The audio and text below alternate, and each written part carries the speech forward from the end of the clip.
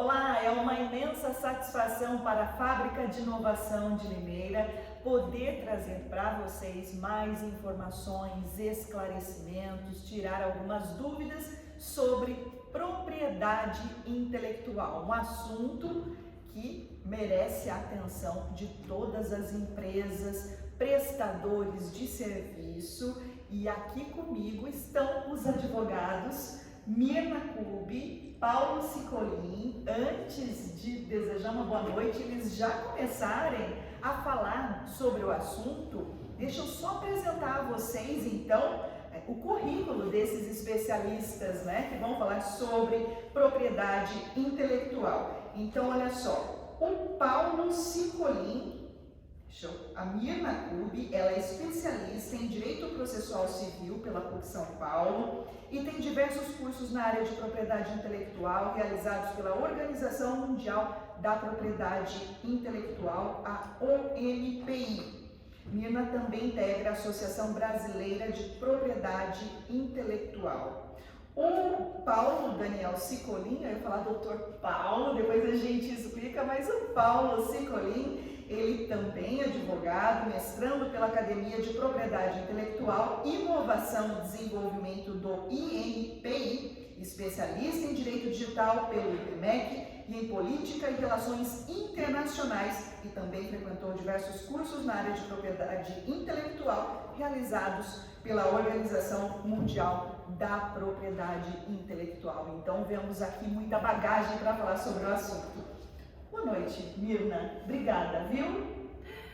Obrigada, eu quem agradeço. Boa noite, Renato. Boa noite a todos. É um prazer imenso estar aqui. Eu agradeço, em nome da Fábrica de Inovação, em nome da CIL. Passando a palavra aqui para o Paulo para cumprimentar todo mundo também. Boa noite, pessoal. Boa noite, Renata, Mirna. É um prazer estar aqui hoje e poder falar sobre um assunto que particularmente me agrada muito e que eu penso que pode trazer vários benefícios, enfim, uma nova perspectiva para as empresas, que é justamente a propriedade intelectual. E aproveitando o momento, esse início de bate-papo, agradecer imensamente a CIL por ceder o espaço, ser sempre uma parceira da Fábrica de Inovação de Limeira. Vou começar perguntando, e é claro, lembrando a todos aqui os presentes e quem estiver nos assistindo depois tiver dúvidas, entre em contato com a Fábrica de Inovação de Limeira pelos diversos canais, nas redes sociais, também fiquem à vontade para fazer suas perguntas, tá bom? O que é propriedade intelectual e por que é tão importante para as empresas? Me permite? Posso Pode começar? ficar à vontade. Bom, a propriedade intelectual ela é um ramo do direito e ela faz um corte transversal no direito civil e no direito comercial. Porque a propriedade intelectual ela abrange tanto o direito de autor, que vai tratar aí das obras literárias, artísticas, e a propriedade industrial, que é aquilo aplicado então no dia a dia das empresas, como a marca, a patente, o desenho industrial, a indicação geográfica. E aí a gente tem alguns ativos, institutos de propriedade intelectual, que a gente chama sui generis, porque ele não tem uma definição.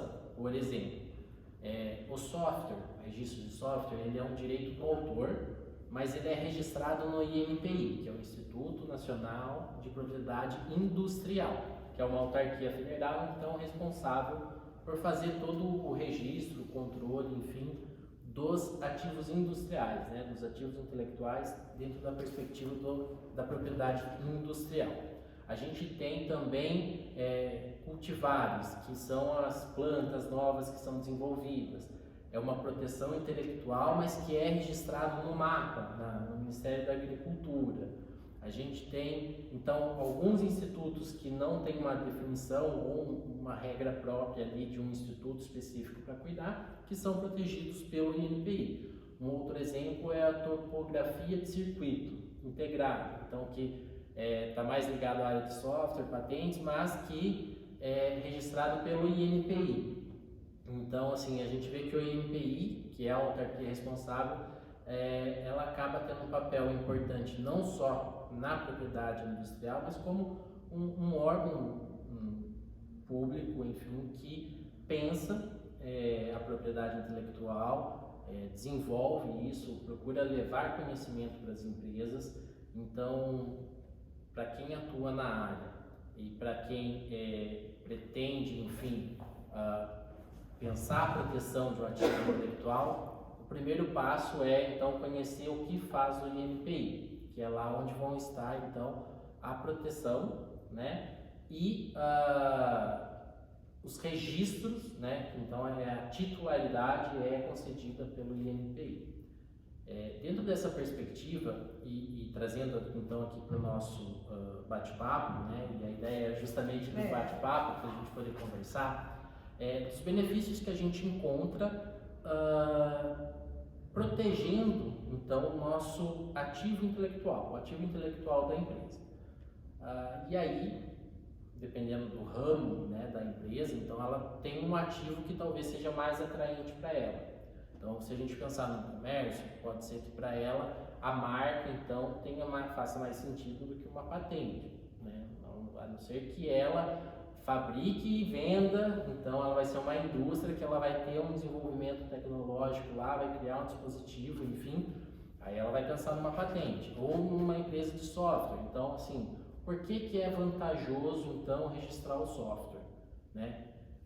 Quando a gente começa a estudar e a praticar, enfim, no dia a dia a propriedade intelectual, a gente vê que ela é uma ferramenta, né? Ela não vai salvar a empresa, ela não vai transformar da água para o vinho, mas assim, é uma ferramenta que, se bem aplicada, ela vai gerar um potencial de ganho muito grande para a empresa. Então vamos voltar na marca.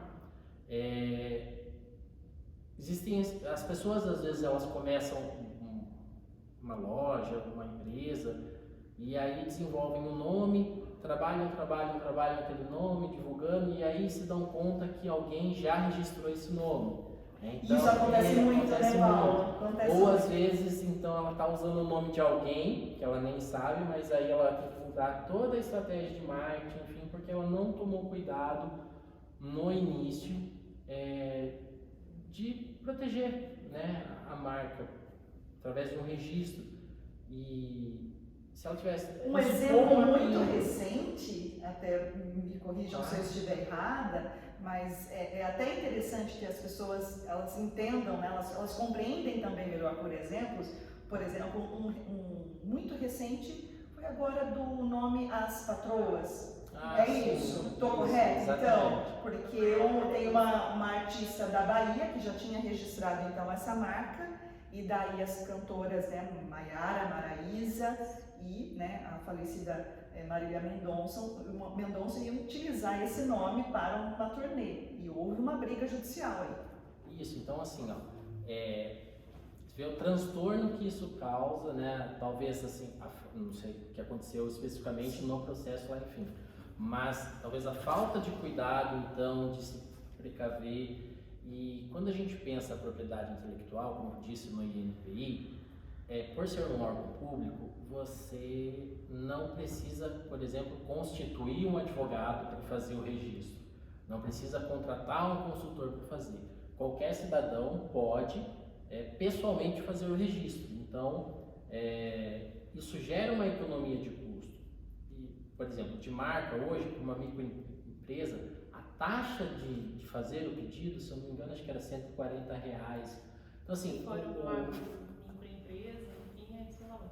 Então, assim, o custo ele é relativamente baixo, né? E o benefício que isso gera é muito grande. Então, para quem vai pensar, por exemplo, em constituir uma franquia, o registro de marca é o primeiro passo. Né? E tudo isso pensando então em salvaguardar ali a empresa, um nome. Isso a gente está falando só da marca. Quando a gente pensa em patente, por exemplo, que aí é a proteção mais voltada para o desenvolvimento tecnológico, pode ser de um dispositivo, de um processo, de um remédio, a taxa do pedido é de R$70 no primeiro ano. Então, assim, a a proteção que isso pode trazer para uma ideia que você desenvolveu lá na empresa, a proteção que isso pode trazer para a sua empresa, permite então que você impeça as outras pessoas de utilizar aquela tecnologia que foi desenvolvida por você. Isso é muito importante assim dentro de um determinado ramo, enfim, da indústria, ela impedir que concorrentes atuem dentro daquele dispositivo que ela criou em um prazo de 20 anos, então contados a partir do pedido. Então assim, é uma estratégia que, se incorporada no dia a dia da empresa, pode trazer muito resultado. Uma outra perspectiva do uso da patente, na verdade não é o uso em si, mas literalmente o copia e cola.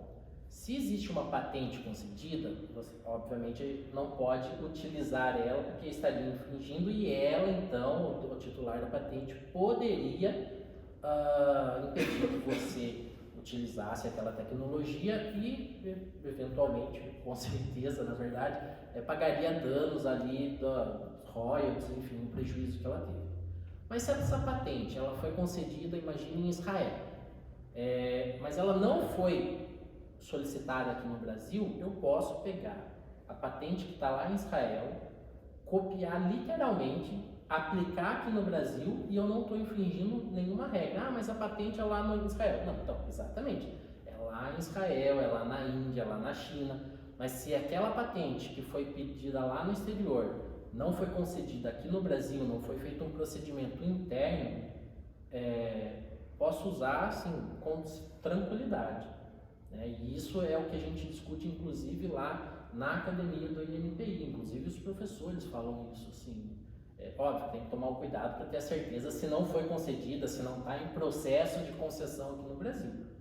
Mas se a gente pensar que realmente, passada essa etapa de então conhecer e entender que, olha, ela não foi concedida no Brasil, pode copiar e colar integralmente. E isso principalmente quando a gente pensa em processos, em métodos. Então, assim, ainda que uma determinada indústria de um segmento de baixo valor de entrada, assim, vamos pensar, sei lá, um dispositivo metálico, que eu preciso fabricar uma fechadura. Se eu tenho um processo ou uma liga metálica, enfim, na fabricação disso, eu posso aplicar, eu posso fazer essa pesquisa por meio da patente. Porque o que é a patente? Então, ela é a informação, ela é a descrição de uma inovação tecnológica, né? Então lá tem uma introdução, um relatório descritivo de onde que vem a ideia, por que que ela serve, para que ela serve, como ela é feita, como que ela é desenvolvida. Então, a partir disso, de todas as informações que estão lá, o objetivo é para que alguém possa replicá-la. Tanto que, se ela não é suficientemente descrita, ela nem é concedida, porque o objetivo da patente, então, não é só conceder a proteção para aquela determinada tecnologia por um período, né, de tempo, que é de 20 anos, que é uma regra mais ou menos mundial, assim, esses 20 anos.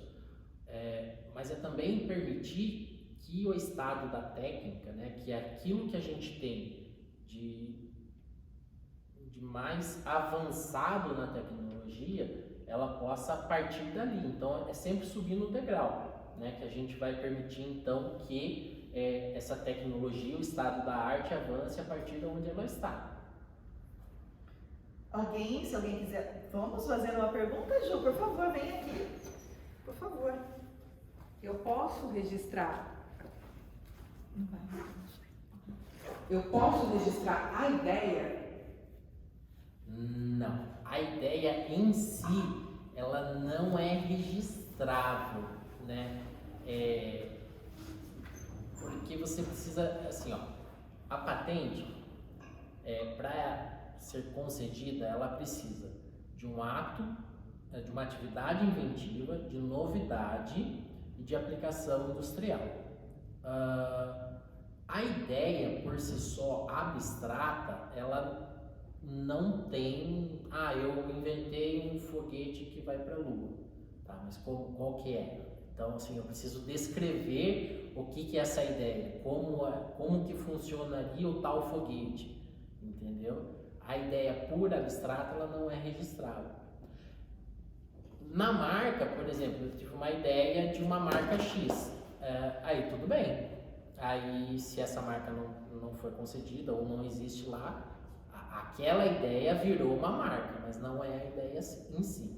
Então, por exemplo, existem a lei de propriedade industrial, ela vai dizer ali, no caso da marca, o que é registrável ou não, ela vai dizer o que é patenteável ou não. Então, por exemplo, jogos, eu inventei um jogo, isso não é patenteável. Uma dúvida também que o pessoal fala bastante sobre marca. Aqui no Brasil, nós não temos um registro para cheiro, né? Então a gente não tem. Aqui no Brasil a gente não tem um registro para cheiro, para som. Tá? Em outros países, outras legislações, a gente consegue, eles lá conseguem registrar como marca som, cheiro. A gente não consegue aqui. Aqui é a imagem, aqui é só o sinal distintivo. Aquilo que é visual. Visual. Naquele assunto da patente ainda. O nome, o desenho, enfim. Vamos seguir a patente aqui, a gente conversa, peraí. Aqui, por exemplo, um procedimento médico, cirúrgico, não é registrado, não é patenteado. Em outros lugares, procedimento cirúrgico pode ser patenteado, e aí só aquele determinado médico ou só determinado hospital pode fazer, executar, enfim, né? Ou licenciar para que outros hospitais façam. No Brasil não, isso não seria patenteado. Medicamento só passou a ser patenteado no Brasil a partir de 96 com a alteração da legislação. Que antes o medicamento não era nem patenteável, hoje ele é. E assim, é o carro forte das patentes. Então, quando a gente olha o perfil das patentes que são solicitadas no Brasil, a gente vê então medicamentos, biotecnologia, química pura. Depois vem a parte de mecanismos, enfim, dispositivos mecânicos, logística, transporte, que daí entra na parte de processos e tal, mas assim, a patente, então hoje o forte é justamente na área assim, de química, biologia, farmácia aqui e tal. E aí a gente traz da questão da Covid, né? Inclusive teve uma alteração na legislação de propriedade industrial em virtude da pandemia, que é o facilitamento das licenças compulsórias, que popularmente o pessoal chama de quebra de patente, né? Então, a licença compulsória aí, ela teve um procedimento que foi facilitado, regulado agora por uma recente alteração na lei. A gente, a fábrica de inovação, tem muitos inovadores, tem muitas empresas da área de tecnologia da informação, e uma área em constante evolução, em constante mudança de tecnologia e tudo mais. O que esse assunto, deve chamar a atenção dessas pessoas, desses empreendedores, desses empresários? Olha, essa questão do registro de software é bem interessante. No ano passado, o INPI, em 2021, ele publicou um relatório, enfim, das atividades do ano de 2020. Então, esse ano de 2022, ele vai publicar o de 2021. No último publicado, que é referente a 2020, houve no Brasil, no INPI, apenas 3.000 registros de software. Quando a gente pensa no número de empresas de software que existem no Brasil, o valor também é relativamente baixo, R$ 185. E a facilidade do procedimento é de se questionar o porquê, então, que as empresas de software, né, de TI, enfim, não levam a registro o que é desenvolvido. Quando a gente coloca na balança os benefícios que o registro traz, e assim, é realmente de se questionar. Por exemplo, na questão do software, ela é o único ativo que ele vale internacionalmente, assim, porque o que se faz, né, o papel do INPI é de atestar a titularidade do código-fonte.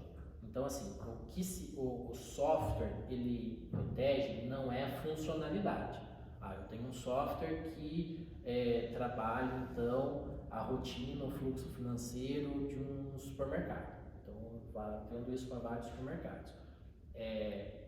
Eu não estou protegendo essa funcionalidade, eu estou protegendo o código-fonte. E o que isso, então, possibilita? Se eu for trabalhar, por exemplo, com licitação, órgão público, se eu for licitar o meu software, preciso do registro. Como eu disse, é para proteger, então, a titularidade, para eu fazer prova de que aquele código-fonte é meu.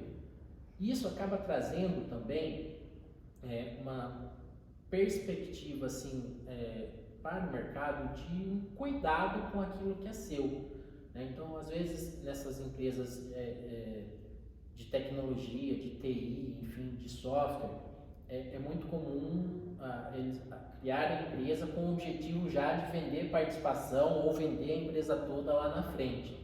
Né? E quando chega um investidor, quando chega alguém realmente querendo comprar, e quando olha esse cuidado com os ativos, né? Então, às vezes você tem o software, aí você tem a proteção pelo registro do software, você tem um nome, uma marca para aquele software, então você protege também a marca.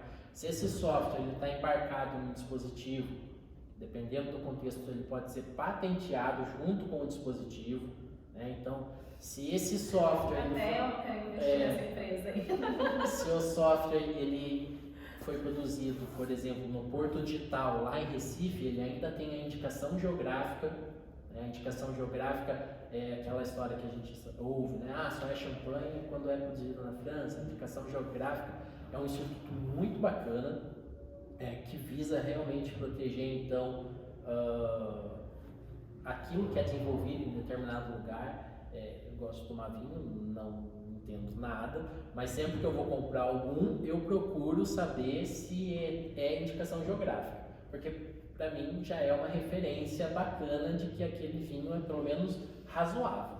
Né? Então, acho que aqui todos concordamos, né? Então isso é bem legal. Alguém aqui tem mais alguma pergunta?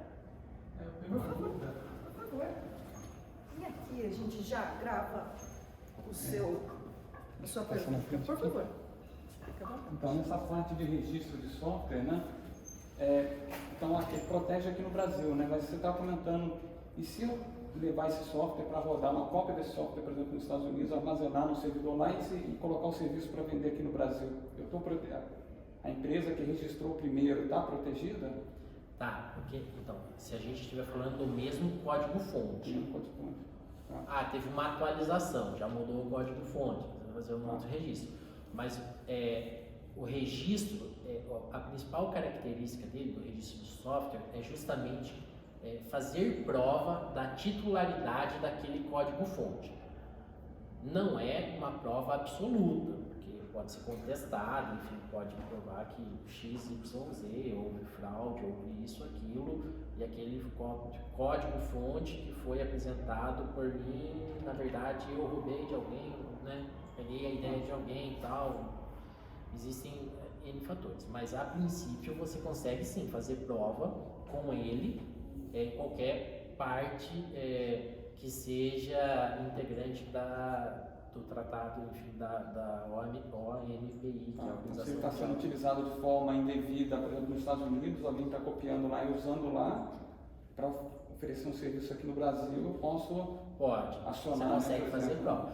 Aí talvez entre no caso de uso indevido, concorrência desleal, é uma outra situação, mas a princípio, se é o mesmo código-fonte e eu registrei aqui, né, eu consigo fazer prova lá nos Estados Unidos, na Europa, desse software. Legal. Ótima pergunta. Qual é o seu nome? Daniel. Obrigada, viu, Daniel? Quer completar, Mirna? Não, é isso aí. E ainda, né, nessa questão do software, falando assim, o procedimento, todo no veículo, como disse no começo, não precisa de advogado, não precisa, enfim, de um agente de propriedade industrial, os custos são relativamente baixos, e esse procedimento, especificamente do registro de software, ele acaba saindo em menos de 10 dias. Assim, é algo muito simples, muito prático, barato, muito tá? barato. Só traz benefícios para a Foram várias as vantagens aqui que o Paulo e a Mirna citaram. E Mirna, seria importante também enfatizar quais os riscos, né? O Paulo, ele acabou mencionando aqui um número, eu não tenho muito parâmetro, mas parece ser bastante baixo, de novos registros, né, de softwares, se eu não estiver enganada, 3.000 no 2008, uma coisa assim. Então, parece ser então um número muito baixo, então significa que muitas empresas, né, muitas deixaram de fazer os seus devidos registros. Quais as consequências, quais os riscos que essas empresas então correm quando não vão atrás de registrar? Eu acho que eu consigo complementar um pouquinho o que o Daniel perguntou, né?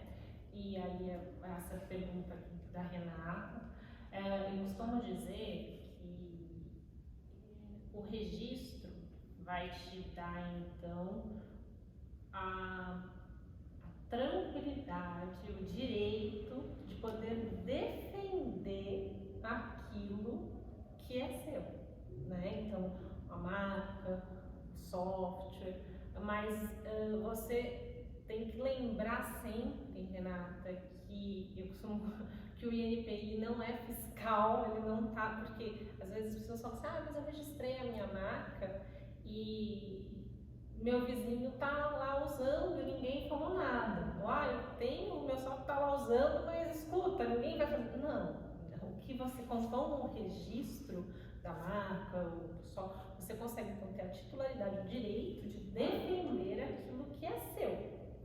Então, a importância, né, que você me perguntou, as pessoas então não registram e aí então elas não vão ter nunca esse direito de falar, olha, você sabe que eu tenho isso registrado, essa marca é minha, porque às vezes, muitas vezes, hoje, né, as pessoas às vezes até estão usando, eu dei o exemplo do vizinho, mas a gente mora num país bem grande, às vezes a gente está aqui no estado de São Paulo, tem alguém usando uma marca num outro estado e nem imagina, né, que a marca daqui é a marca que ela está usando lá, então pode até estar com uma boa fé.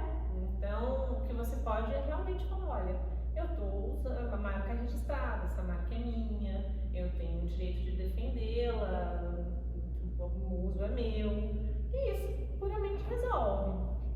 Às vezes não, às vezes vai para uma discussão judicial, ou às vezes a gente tem que discutir alguma coisa dentro da concorrência desleal, né? Então é isso, Renata, a importância do registro você não vai ter ninguém fiscalizando, fazendo serviço lá de fiscal da sua propriedade intelectual. Mas a empresa identificar, ela pode buscar os seus direitos no caso, se não resolver administrativamente, né, numa conversa, ela tem como buscar o judiciário. Agora, se ela não tiver, ela não tem como buscar o judiciário, né? Fica difícil para ela comprovar que era dela anteriormente. Né? Ou às vezes, não é só questão da proteção, mas pensar em negócio. Renata, se você começa a usar a minha marca, vamos imaginar, ao invés de eu entrar com uma ação para você parar de usar, falar, Renata, que tal você me pagar X por mês? É um negócio. Né? Então, às vezes começa a gerar oportunidades. E aí, quando a gente fala, então, da propriedade intelectual como uma ferramenta, como um potencial de negócio, é nesse sentido, de pensar, então, não só em proteger, mas a partir da proteção, estabelecer novas oportunidades de negócio. Legal, temos mais uma pergunta aqui. Boa noite. a gente está falando de empresa, né? E no caso, por exemplo, eu dou aula para os nossos alunos que desenvolvem os sistemas. E às vezes saem dúvidas do tipo, eu posso copiar uma parte do código no meu, fazer uso, porque está público, né? Uma parte do código, utilizar e depois fazer o registro desse software. Sendo que eu estou reaproveitando o código, porque isso é comum na área de TI, né? A gente reaproveita código.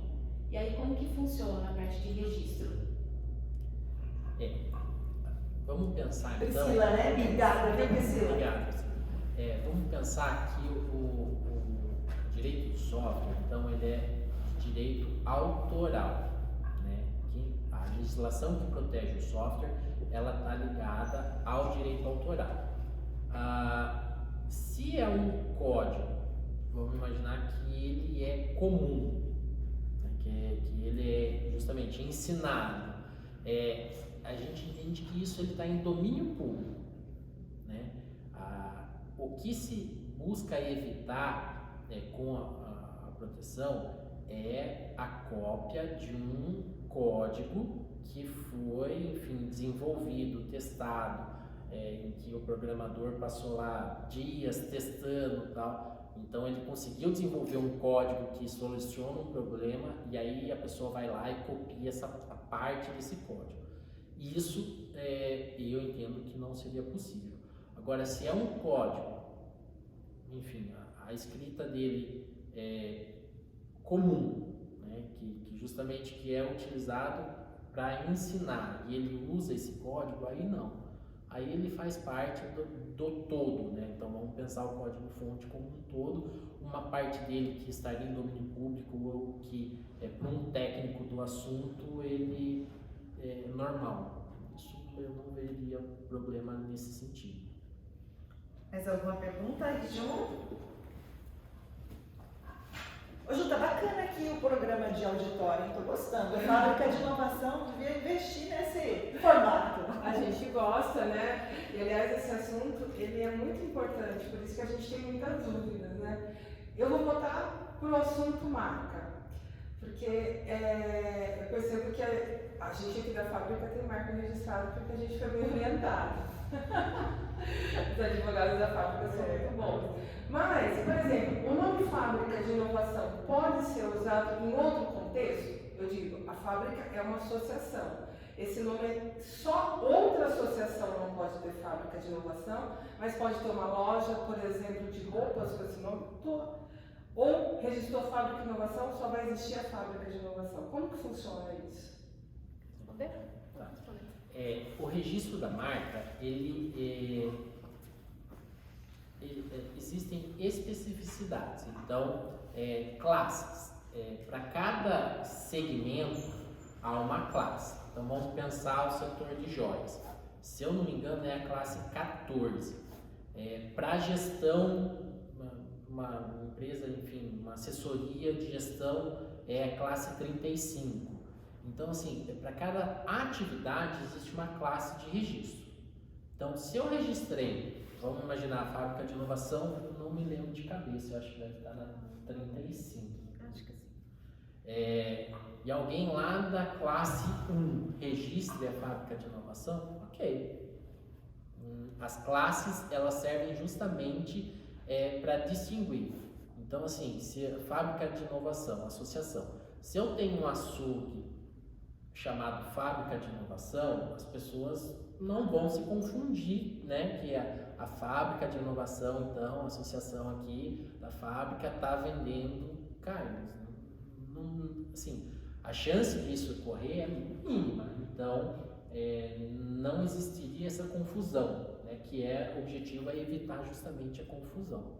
Nesse sentido, a Coca-Cola, por exemplo, que vende roupas e vende bebidas, ela tem que fazer vários registros. A Coca-Cola, ela é um pouco diferente, porque no registro de marca existem dois princípios: a da especialidade, que é esse então de cada classe, e da territorialidade, né, que então o registro da marca ela só vale no território. Algumas marcas, como é o caso da Coca-Cola, que é notoriamente conhecida, ela vale em todas, assim, em qualquer território, né? aqui no Brasil existe uma distinção entre marcas de alto renome e marcas notoriamente conhecidas. A função é a mesma, né? Assim, de proteger em outras classes e em outros territórios, né? Desde que seja membro da Convenção da União de Paris de 1896, que basicamente todos os países são membros.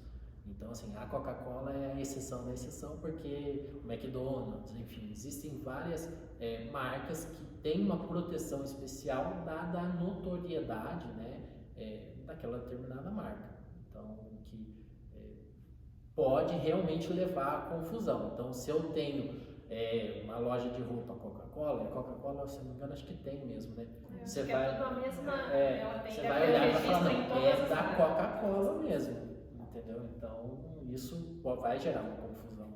Então, o objetivo é proteger essas marcas, assim, que são realmente de alto renome ou notoriamente conhecidas. E existem, né, alguns exemplos, inclusive aqui no Brasil, de alguns que tentaram fazer só dar uma mudadinha, né, no nome ou na cor, etc, para tentar se assemelhar a essas marcas aí de alto renome. Aí é o que a gente chama de atividade parasitária, né? Realmente do parasita de ir lá e... Mesmo assim não pode. Não pode. Porque o objetivo não é o ipsis litis, né? Mas é o sentido, é o ver. Então, quando você bate o olho, tá faltando uma letrinha lá, mas o seu consciente já enxergou a marca original, quer dizer, você já está... Ela não cumpriu o requisito da distinção, de causar a distinção. Como a Apple, Jô, tem a maçãzinha, né? Mesmo que você deixe ela inteirinha lá, não pode. Sim, não pode. Então, assim, é um princípio, né? A marca, ela tem que justamente trazer essa distinção. Se em algum momento a marca estiver provocando uma confusão, então ela já não está cumprindo aí esse princípio, tá? Mas eu queria só complementar, porque eu acho que teve uma pergunta que a Juliana acabou fazendo ali, sem vir aqui pro auditório. Então, assim, por exemplo, no caso da Coca-Cola, realmente eu acredito que a Coca-Cola tenha a marca Coca-Cola registrada em mais de uma classe. Então, ela vende roupa, ela vende a bebida, ela vende talvez até mais coisas, né? Então, vão ser classes diferentes e ela vai ter a marca registrada em todas essas classes, tá? E só continuando. E não precisa estar necessariamente operando. Por exemplo, eu vou lá registrar minha marca, eu posso clicar, se eu pagar o registro, clicar em todos? Aí você vai pagar em cada classe. Mas se eu pagar, ok. Existe, tanto que tem uma atleta, a skatista que ela, eu esqueci o nome dela agora. A fadinha. A fadinha, Raíssa a Leal. fadinha, exato. A fadinha estava registrada com uma outra pessoa registrou muito antes dela fazer muito sucesso. E depois ela não conseguiu, não foi isso? Ela não conseguiu registrar. Então, aí é um cuidado, por exemplo, que precisa ter, né? Ainda que você tenha pago, Juliana, todos os registros para registrar sua marca em todas as classes, enfim, precisa tomar um cuidado, porque no caso do que aconteceu com a Raíssa Leal, fizeram o registro da fadinha do skate, parece que para uma empresa na área de odontologia, não sei se um consultório exatamente, ou alguma empresa que fazia alguma venda de alguma coisa, mas acredito que era até um consultório mesmo.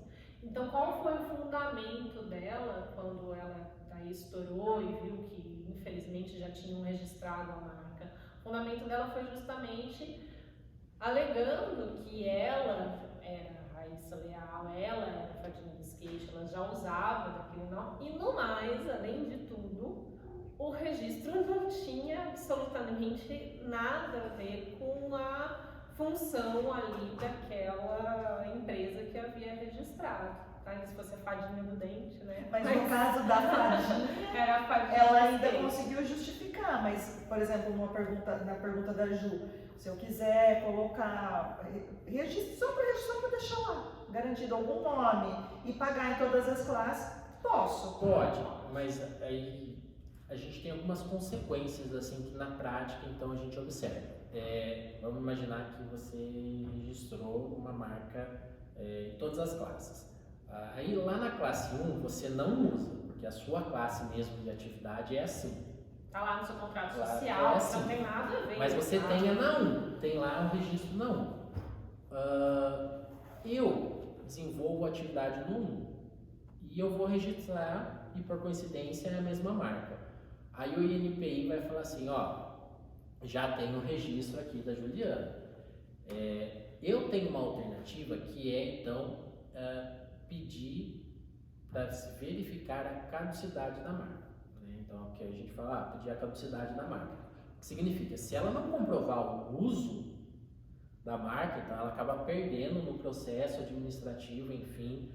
Existem lá as peculiaridades, mas né, para a gente entender a grosso modo, perderia, porque ainda que você tenha o registro, parte do pressuposto da boa-fé de que está realmente usando e você quer proteger. Se você só tem, pensando que vai estourar essa marca lá na frente, vai vender, que é o que acontece muitas vezes com o registro de domínio de internet. Sim, Então o pessoal, custa também, acho que é R$35, R$40, que é relativamente baixo, e aí a pessoa registra vários. Faz né? até de má fé, às vezes. Até de má fé com o intuito de vender depois esse domínio, né, para a pessoa que então realmente teria o interesse, a legitimidade para pedir.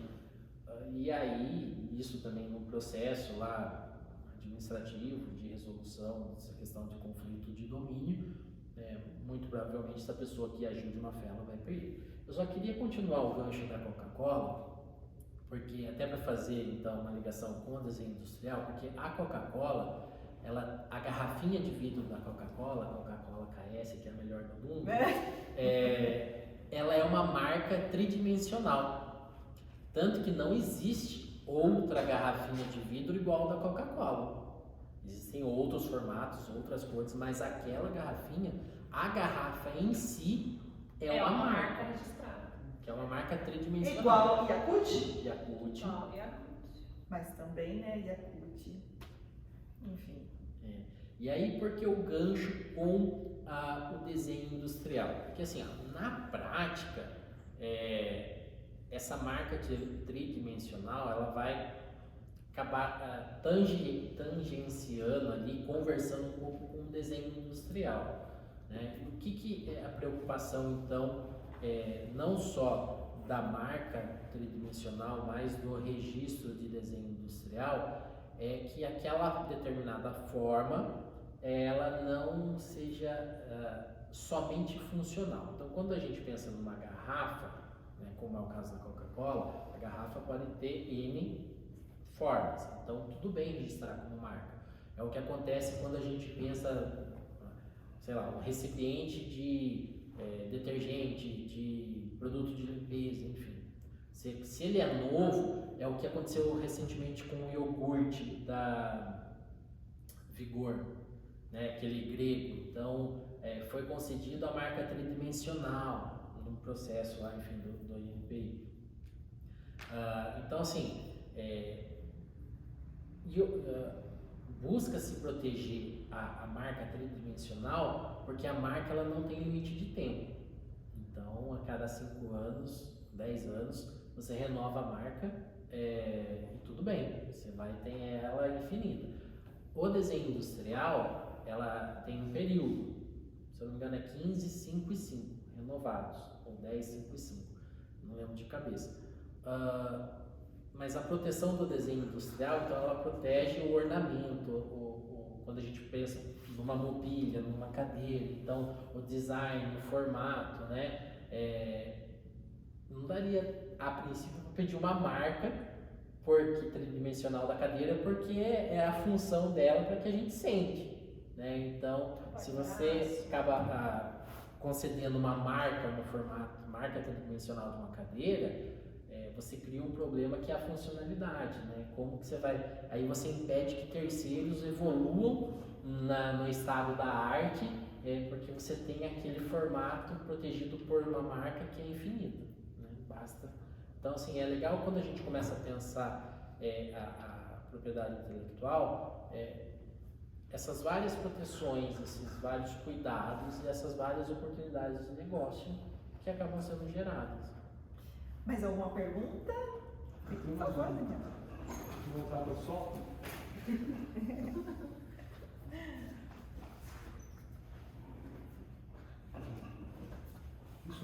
Então, a minha pergunta é relacionada à licença, né, e o registro, né? Se tem alguma diferença, porque quando eu navego, por exemplo, estou vendo software, geralmente tem uma licença que é código aberto, ENT, GPLv3, tem vários tipos de categorias, né? Se eu posso reproduzir, se eu tenho que colocar o nome, né, quem fabricou o software, né? Tem vários, eu já vi várias coisas, mas eu não sei se está relacionado com o registro ou uma coisa independente. E se eu não fizer nenhum dos dois, para não tiver nenhum registro nem licença, se alguém copiar meu software, eu corro o risco de, se esse software for usado de forma indevida e o software original é o meu, eu sofrer alguma penalidade por conta disso, porque não tem nenhum registro, não tem nada? Então são duas perguntas. Né? Tá, vamos lá. Essa questão do licenciamento e do registro. O licenciamento, a gente está falando do uso do software, então você tem que permitir um uso gratuito ou oneroso, enfim, permitir o uso por um terceiro daquele software que é seu, né? O registro ele vai proteger então a titularidade, ele vai fazer prova de que aquele código-fonte foi você que criou, ou desenvolveu, enfim, ou a empresa, né? Quando você tem partes dos códigos abertos, como tem a pergunta, né? É um código comum que está lá, e você pega aquele código, junta com mais o que você escreveu e registra, o que está sendo registrado é aquele código novo que foi gerado, que é o código fonte. Se tem uma parte que foi utilizada indevidamente, o registro vai ser concedido, porque o INPI ele não vai analisar se você mesmo desenvolveu. Tanto que existe uma declaração de veracidade. Você está assinando lá, olha, esse código foi inteiramente desenvolvido por mim, né? Enfim, foi escrito por mim. Porque o INPI não faz esse trabalho de verificar se você utilizou vários outros códigos, enfim, esse tipo de coisa, tá? Mas ele vai pegar essa titularidade e vai fazer prova. Se alguém usou... Deixa eu voltar um pouco na sua pergunta. Imagine então que você desenvolveu o código, mas você não registrou. Existem outros meios de provar que aquele código é seu, que foi desenvolvido por você. Então, assim, como é um direito do autor, né, que a gente chama, porque é mesmo uma técnica, é uma arte, é uma escrita, né, escrever um código. É extremamente difícil. Uma linguagem nova, falar uma outra língua, por isso que ela está dentro do campo das artes, assim. E aí você precisa então se precaver e registrar. Se você não fez isso, existem outros meios para provar então que aquele código é seu, né? E o que vai reger sempre em relação à questão da boa-fé. Se você pegou um código aberto, você aprimorou, tudo bem você registrar ele, né? Porque aquele código é aberto, ele está em domínio público, ele serve para aquilo, entendeu? O que talvez seja um pouco mais complicado é você pegar aquele código aberto, transformar num software, fechar ele e depois usar isso como para impedir que terceiros utilizem aquele código aberto, porque ele faz uma parte dele que você usou, entendeu? E aí você vai entrar na fé, na concorrência desleal. Então, eu não sei se eu respondi a sua pergunta, mas assim, eu entendo que se você utiliza um código que ele é aberto, que ele está em domínio público, como parte do seu código, eu não vejo problema.